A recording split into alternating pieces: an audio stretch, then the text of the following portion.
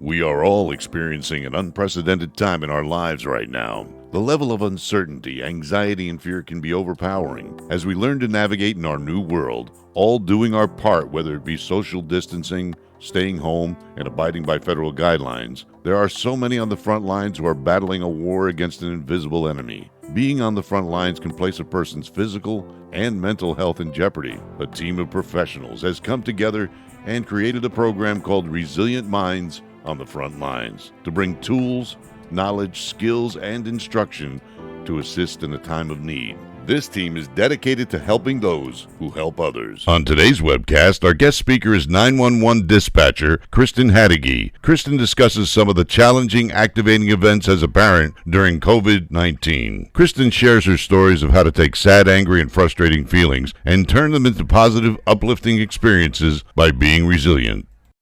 Your hosts for today's webcasts are Master Resiliency Instructor Michael Pellegrino and Dr. Kate Tumulty-Felice, Professor of Education and Psychology and Coordinator of Education Programs. Resilient Minds on the Front Lines was created to bring you 15 minutes of hope in a world turned upside down. The topics in our webcasts are all meant to help those on the front lines help themselves and others. Today, Kristen shares her story of being a parent through COVID-19. She talks about the many struggles of having a high school student who was missing out on so many special life events. High school graduation, prom, yearbook signings, and saying goodbye to friends was all taken away in an instant. Kristen's family was able to turn it all around and make beautiful memories by moving forward and being resilient through the adversity. Be safe, be healthy, be resilient.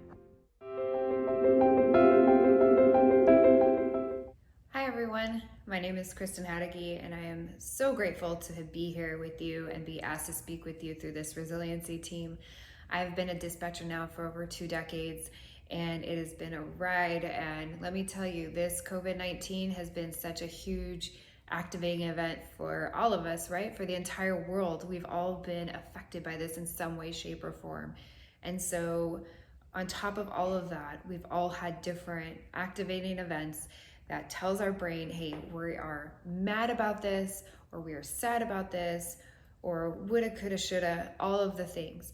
So for me, I just wanted to share a story with you that hopefully resonates with some of you. Either you went through it as well with me, or you know somebody who did, or you can at least imagine what it would be like to go through something like this. And so I am a mother of three girls. My oldest is 18, and this was her senior year. And so I can already imagine you guys are guessing what I'm going to talk about. Her senior year was basically canceled, right? This last half of it was just gone, without any warning, really. And so my first activating event for her was just knowing the last few months of your senior year is such a huge, huge part of your schooling. The huge social part, the huge part of memories, all of the ditch days, all of the, she's a cheerleader, so the pep rally that she choreographed got canceled, and saying goodbye to your friends, getting your yearbook signed, your grad night being canceled. So as each of these dates came by, I had an alert on my phone. So every time it came up, my emotions ran high again. I was angry for her, I was sad for her, I was frustrated for her. And I can only imagine all the ways that she felt. And initially, she didn't tell me anything. She didn't disclose to my husband or myself how she was feeling, how she was upset, what was going on through her mind, what was she thinking. So initially, I had prom off, right? I took the day off so that I could be there with her, so I could enjoy all of those things that the moms, dream about doing with their little girls. Being there while she gets her makeup done, her hair done, hanging out with her friends, all of the prom pictures, and then setting her off with her date, right? But that wasn't going to happen. So, and she didn't make a mention of it. So I guess I just kind of figured, well, out of the mind, right? Like, we'll just keep pushing forward and just maybe not acknowledge it. And unfortunately, that's the route that I took.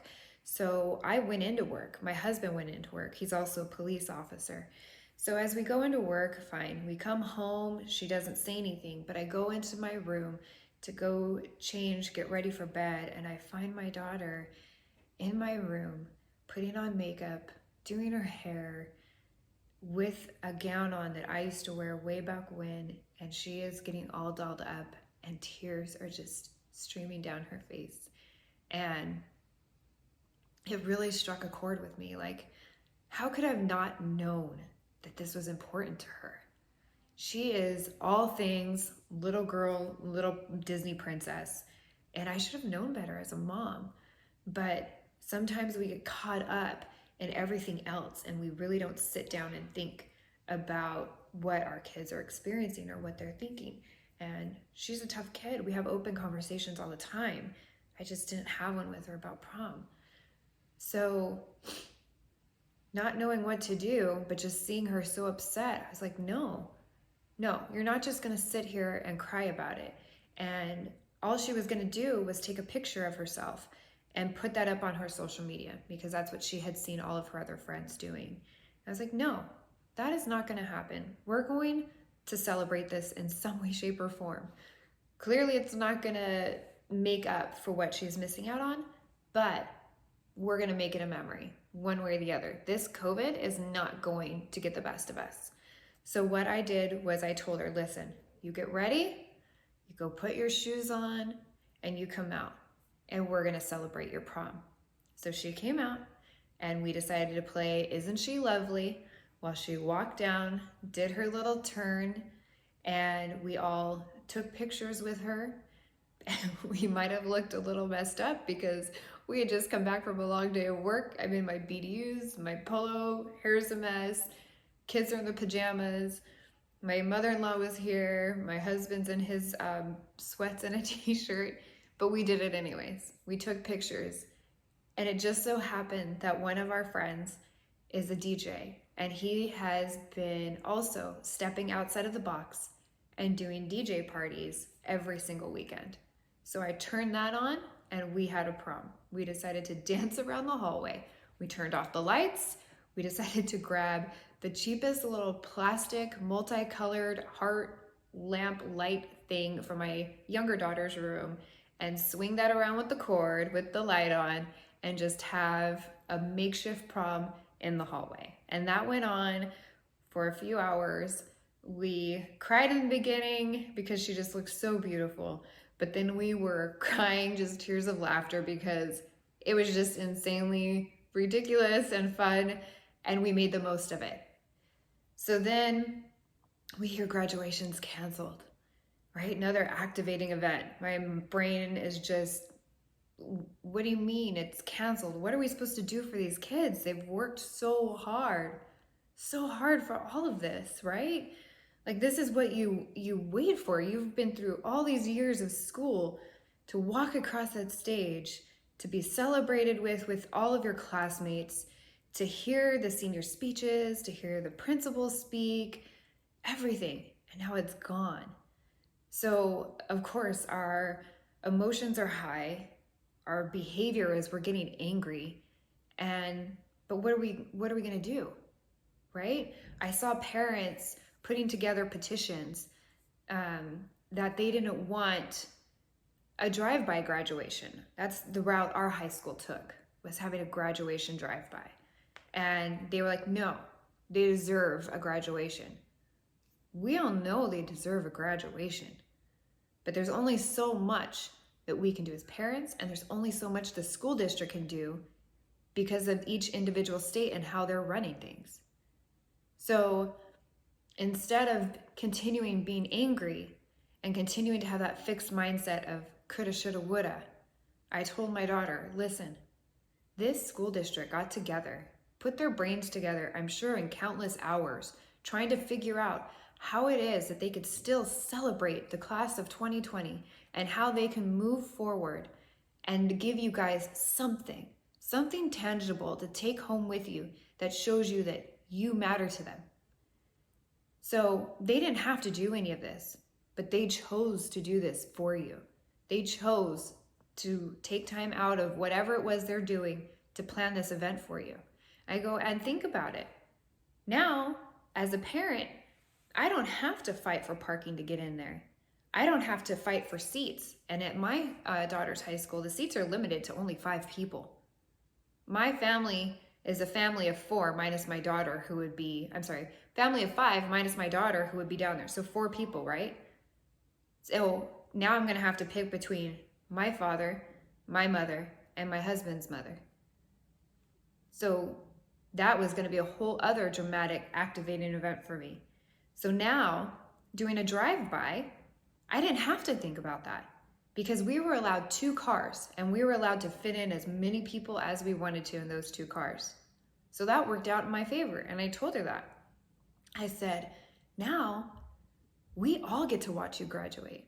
I don't have to leave somebody at home. I don't have to have somebody miss out on that. We all get to be there for you. And she kind of thought about it. And yeah, she was accepted of it. And I told her, I don't have to sit in the stands for hours watching hundreds of other kids go through and get their diploma. I don't have to fight going down the field to find you. I don't have to fight getting out of the parking lot. So in some ways, there's some silver linings there. So she was like, yeah, she got it. She turned around. She wasn't as angry anymore. And I said, then you don't have to sit there in the hot sun either with your cap and gown. And some things were changed. She got to decorate her cap, which is a big thing as a senior. So what we did was we brought in 2 carloads. I was able to bring in all of our family, and all of us got to watch her, and all of us got front row seating. We got to get out of our car and take pictures of her without anybody's head getting in the way.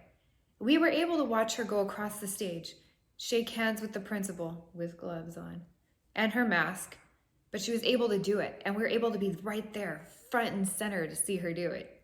And we loved it. We loved it. And on top of that, I thought outside the box a little bit more, and I held a Zoom. And I held a Zoom and was able to get people that weren't able to come, elderly people that weren't able to come, family members that were in different states, all able to join in and watch her. Now, if this was the regular graduation, I would have never thought about something like that, ever. So on top of that, I thought, how am I going to celebrate this? How am I going to celebrate her graduation? I can't throw a party. We still can't do that. So I was noticing all of these car drive-bys and thought, how cool would it be if I did, instead of a birthday drive-by, I did a graduation drive-by. So my first hurdle was my county wasn't allowing something like that. But my parents live in a different county, and my parents haven't been leaving their house. So we'll do it in their driveway. So I got my 71 Volkswagen bus, parked it parallel to the street on the driveway, got out her cheer box, got a huge, beautiful balloon decoration that said 2020 on it with her school colors. I hung up her cheer varsity uniform on one side. I hung up her cap and gown and her cord and everything else on the other side. And she was able to, again, be celebrated. My parents were able to watch. We had units come by. We had the fire department come by. We had friends and family come by in a big old caravan, cheering her on, celebrating her. And again, I did the Zoom recording as well. So people, again, from out of state who would have never been invited, unfortunately, I would have never thought of it, to celebrate with her, were able to see her and watch her and celebrate with her, who have known her since she was born. And it was a cool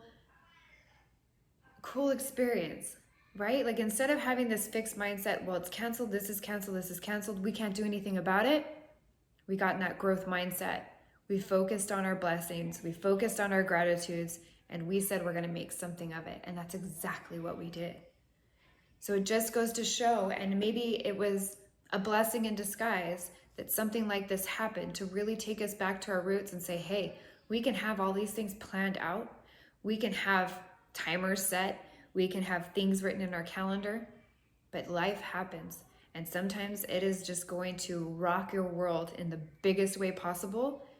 And it just shows you need to be resilient. You need to figure out what your plan B is. Are you going to sit there and just focus on the woulda, coulda, shouldas? Or are you going to do what the old saying is and make lemons out of lemonade and move forward and show everybody this is not going to keep me down. I'm going to keep moving forward.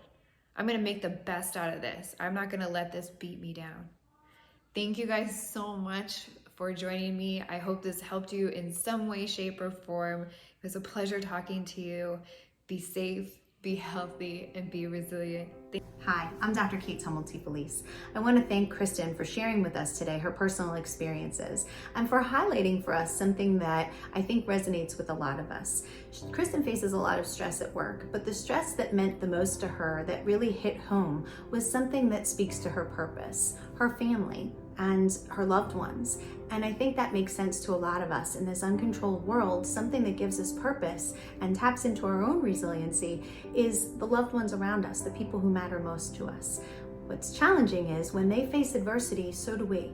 And sometimes that gives us an opportunity to tap into our own resiliency skills and to share them with our loved ones. When we face stress, and when our family members and our loved ones and the people we work with face stress, it can increase our own stress response. That can be problematic for a lot of reasons. Not only does it increase our stress, but their stress as well. And the whole situation becomes elevated and harder to tap into those very important resiliency skills. Instead of functioning from the prefrontal cortex, which allows us to be logical and responsive and reasonable, instead, we go right to the limbic system. So we are reactive, we are emotional, and the stress of other people triggers our own stress, thereby elevating everything, making it much harder to pause and really reflect upon what's going on. So when we can tap into our resiliency, when we can catch ourselves getting to that responsive, reactive, elevated state, we can pause, we can be mindful, we can take a deep breath, we can work to remove ourselves from that reactive limbic system into the prefrontal cortex so that we can look at the situation holistically and look for opportunities for growth, opportunities to be innovative, and the way Kristen's family was, to make lemonade out of lemons. When we do that, not only are we helping ourselves and tapping into our own resiliency by using our purpose to allow us to be mindful, to pause, to breathe, to be grateful, to find those inherent blessings, but we're setting an example for the people around us, and we're helping build their resiliency skills. In one situation, we're really helping ourselves help others, and practice makes progress. It helps us to continue to build those skills in us and in those around us. This helps us to help others. It helps us make lemonade out of lemons. So thank you, Kristen, for sharing that with us. Thank you for spending that time with us. Be safe, be healthy, be resilient. During the COVID-19 pandemic crisis, your mental health is vital. Please see the resources listed here as well as on our website at onthefrontlines.us. You are not alone.